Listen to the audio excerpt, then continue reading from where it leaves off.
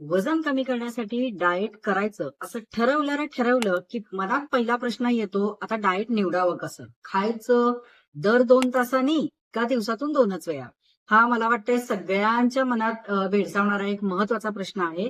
आणि आज मी तुम्हाला याच्या दोन्ही बाजू समजावून सांगते, की नेमकं कसं तुमचं डाएट असावं किंवा 2 तासांनी खायचं की दिवसातनं 2च वेळा खायचं. आता यामध्ये आपण पहिली बाजू बघूयात, की दिवसातून तुम्ही जर दर 2 तासांनी खाणार असाल किंवा जर खायचं ठरवलं, तर ते नेमकं प्रॅक्टिकली पॉसिबल आहे का? तर आपण सगळे काम करतो, आपण काही घरी बसत नाही. त्यामुळे दर 2 तासांनी काही ना काहीतरी खाणं हे थोडंसं प्रॅक्टिकली पॉसिबल होत नाही.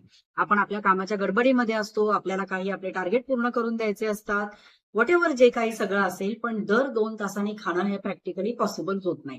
सायंटिफिकली बघाल तर आपण जेव्हा एखादं मील घेतो किंवा आपण जेव्हा एखादं प्रॉपर काहीतरी खातो किंवा जेवतो, तर आपल्या शरीराला ते पचवण्यासाठी किमान 3 ते 4 तास तरी लागतात. म्हणजे मिनिमम 3 तास धरा.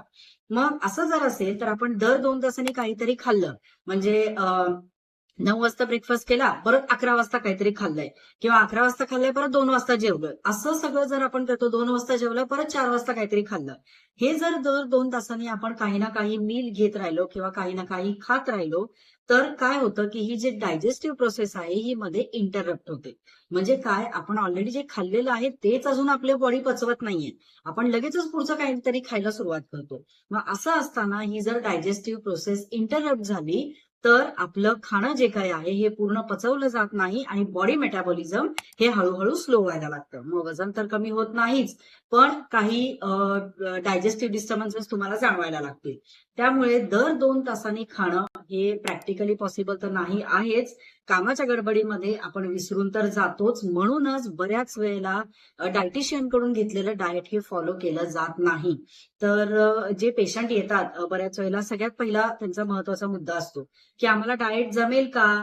किंवा कामाच्या गडबडीमध्ये आपल्या घरची गडबड असते, कामाची गडबड असते. या सगळ्यामध्ये ते करणं हे किती पॉसिबल होईल? आणि म्हणूनच लोकं डाएट या शब्दाला खूप घाबरतात.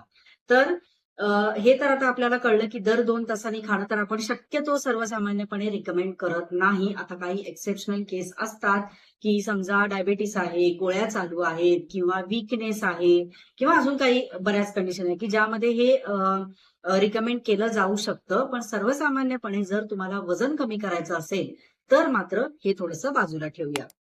आता दुसऱ्या मुद्द्याकडे वळूया, की पुढचा प्रश्न, दिवसातून 2च वेळा जेवायचं का? ज्याला आपण इंटरमिटंट फास्टिंग आजकाल जो ट्रेंड आहे बऱ्यापैकी, तर हे म्हणू शकतो. मग एक टिपिकल विंडो पिरियड असतो, की ज्याच्यामध्ये तुम्ही सकाळी एकदा खायचं किंवा मग तो 12 तासाची, 16 तासाची व्हॉटएव्हर जी काही तुम्ही विंडो चूज कराल, तर त्यामध्ये तुम्हाला फक्त 2च महत्वाचे मील घ्यायचेत. मग असं करणं कितपत फिजिबल आहे किंवा अशामुळे किती वजन कमी होतं आणि ते करावं का? आता जर हे बघायला गेलं तर दिवसातून 2च वेळा जेवणं हे चांगलं मानलं जातं. पण त्याचे डिसएडव्हांटेजेस पण असे आहेत, म्हणजे त्यापैकी काही तर आहेतच आहेत, पण ॲडव्हांटेजेसही बऱ्यापैकी आहेत, की तुम्हाला तुमच्या बॉडीला तेवढा वेळ मिळतो डायजेस्ट होण्यासाठी. यानंतर तुम्हाला एनर्जी मिळते. तुम्ही विंडो पिरियडमध्ये ठरवू शकता, की तुम्हाला काय अव्हॉइड करायचं आहे किंवा काय घ्यायचं आहे. हे तुमचं होऊ शकतं. तुमचा फॅट लॉस बऱ्यापैकी होऊ शकतो. थोडं फास्ट वेट कमी होऊ शकतं. पण या सगळ्यामध्ये प्रॉब्लेम काय आहेत सांगते, की ज्यांना दिवसभरात 2 वेळा खायची सवय नाही आहे, त्यांच्यासाठी हे डाएट तुम्ही लाँग लास्टिंग हे सस्टेन होऊ शकत नाही. ज्यांना दिवसभरात 2च वेळा जेवायची सवय आहे, त्यांच्यासाठी हे डाएट चालू शकेल, थोडंसं लाँग लास्टिंग होऊ शकेल. पण ज्यांना दिवसभरात 3 वेळा खायची सवय आहे, 4 वेळा खायची सवय आहे, थोडं-थोडं खायची सवय आहे, त्यांच्यासाठी हे तुम्ही तुमचं शरीर ते एक्सेप्ट करत नाही. मग बऱ्यापैकी असं 2च वेळा जेवणाऱ्यांना हे प्रॉब्लेम येतात, की एकाच वेळी आपण खूप जास्त जेवू शकत नाही किंवा असं होतं, की अरे 2च वेळा जेवायचं ना, भरपूर खाऊन घ्या. असं जर झालं, तर त्या कॅलरीज तुमचा ओव्हरलोड होतो आणि तुमचं वेट कमी होण्याऐवजी वेट वाढू शकतं. एका वेळी तुम्ही किती पदार्थ घेणार जेवणामध्ये? एवढे नाहीच घेऊ शकत आणि एका वेळच्या जेवणामधून किती सगळे न्यूट्रिएंट्स घेणार किंवा किती व्हरायटी घेणार?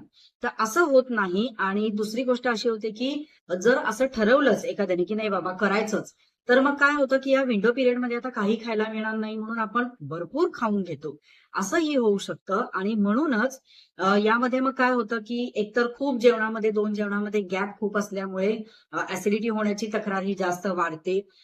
किंवा तुमची बॉडी डिहायड्रेट जास्त होऊ शकते. तिसरं, तुम्हाला जर कुठली औषधं चालू असतील, डायबिटीज, थायरॉइड किंवा कोणतीही तुम्ही औषधं घेत असाल, तर त्याच्यामध्ये तुम्हाला हे इंटरप्ट करू शकतं. शुगर एकदम लो होऊ शकते. तर तुमची एनर्जी लेवल्स कमी होऊ शकतात जर तुम्हाला सवय नसेल 2च वेळा जेवायची.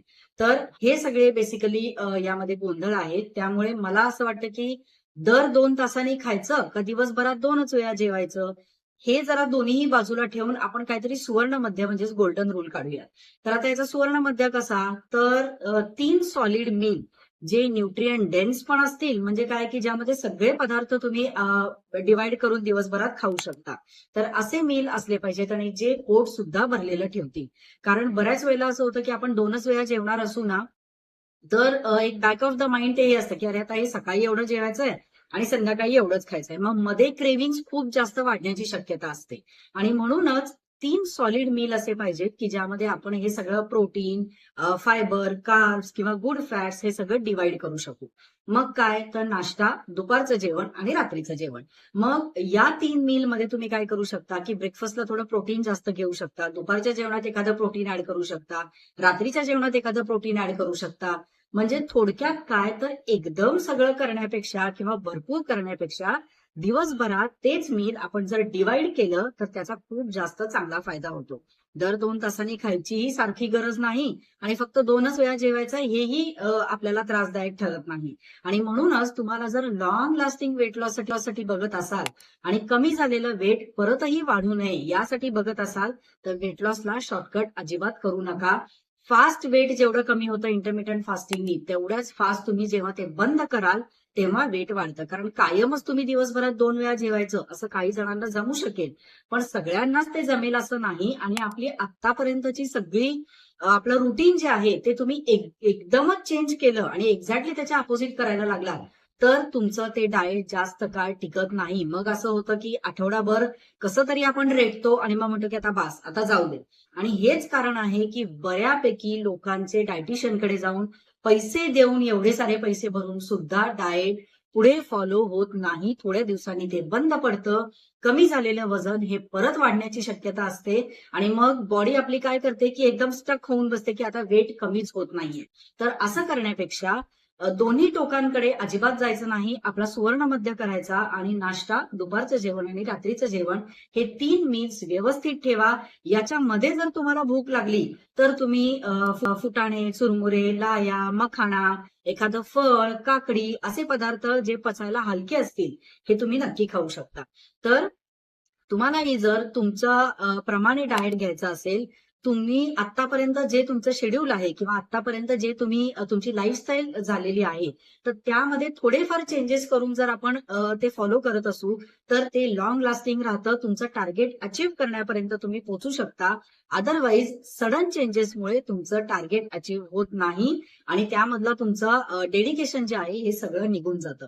त्यामुळे तुम्हालाही तुमचं कोणतं डाएट सूट होतंय हे जर मला विचारायचं असेल, कन्सल्टिंग तुम्हाला डाएट कन्सल्टिंग घ्यायचं असेल आणि पर्सनल कन्सल्टेशन म्हणजेच पर्सनल डाएट प्रोग्राम घ्यायचे असतील, तर 9370319591 या नंबरवर तुम्ही मला व्हॉट्सअप करू शकता आणि कमेंटमध्ये मला डाएट म्हणून टाईप करा आणि तुम्ही मला माझ्या मेसेजवर व्हॉट्सअपवर सुद्धा मेसेज करू शकता. धन्यवाद.